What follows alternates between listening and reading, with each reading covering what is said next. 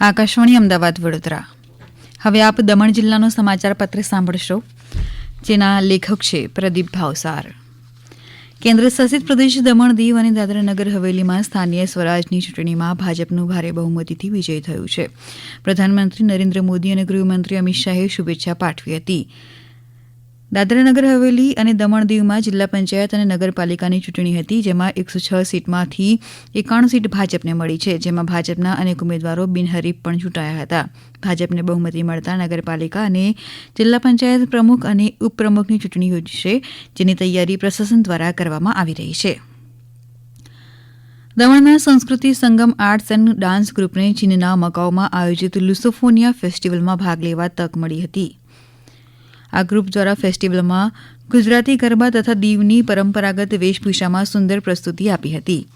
મકાઉમાં Portuguese સંસ્કૃતિના વારસાને ઉજાગર કરતી આ આંતરરાષ્ટ્રીય રંગભૂમિ પર દમણના કલાકારોએ ભારતીય લોક સંસ્કૃતિને જીવંત કરી હતી. મકાઉથી પરત ફરતા ગ્રુપનું દમણમાં ઉષ્માભરી સ્વાગત કરવામાં આવ્યું હતું. વોર્ડ કાઉન્સિલર સિમ્પલ ટંડેલ દ્વારા કલાકારોનું સન્માન કરવામાં આવ્યું હતું. વિદેશમાં પરફોર્મ કરવાની તક મળતા યુવાઓમાં ઉત્સાહ અને ગૌરવની લાગણી જોવા મળી હતી.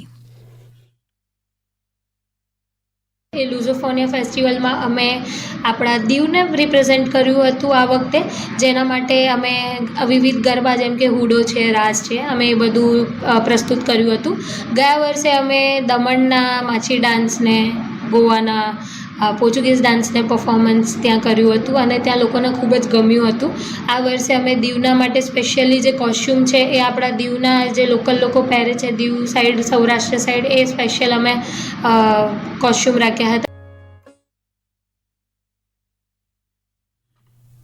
રાજ્ય કાનૂની સેવા સત્તા મંડળ દમણ અને દમણ બાર એસોસિએશનના સંયુક્ત ઉપક્રમે દમણવાડા ગ્રામ પંચાયત ખાતે માતા પિતાના અધિકારો અને વરિષ્ઠ નાગરિકોના ભરણ પોષણ અધિનિયમ વિષય પર જાગૃતિ અને સાક્ષરતા શિબિરનું આયોજન કરવામાં આવ્યું હતું. આ પ્રસંગે લોકોને કાનૂની માહિતી આપવામાં આવી હતી.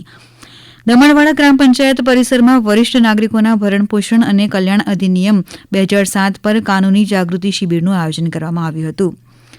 કાનૂની શિબિરમાં બોલતા એડવોકેટ ફેનિકા ડી સિલ્વાએ જણાવ્યું હતું કે આ કાયદો માતા પિતા અને વરિષ્ઠ નાગરિકોની સંભાળ રાખવાની જવાબદારી બાળકો પર મૂકે છે.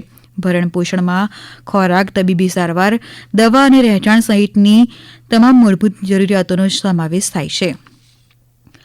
દમણ સ્વામી વિવેકાનંદ ઓડિટોરિયમ ખાતે વંદે માતરમના 150 ગૌરવશાળી વર્ષોની ઉજવણી કરવામાં આવી હતી. ભારતીય સેનાના માજી અધિકારીઓ દ્વારા દીપ પ્રજ્વલિત કરી શુભારંભ કરવામાં આવ્યું હતું.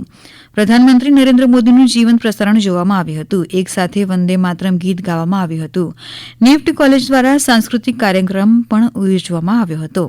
વંદે માતરમના ઇતિહાસ વિશે ફોટા પ્રદર્શનીનું આયોજન કરવામાં આવ્યું હતું.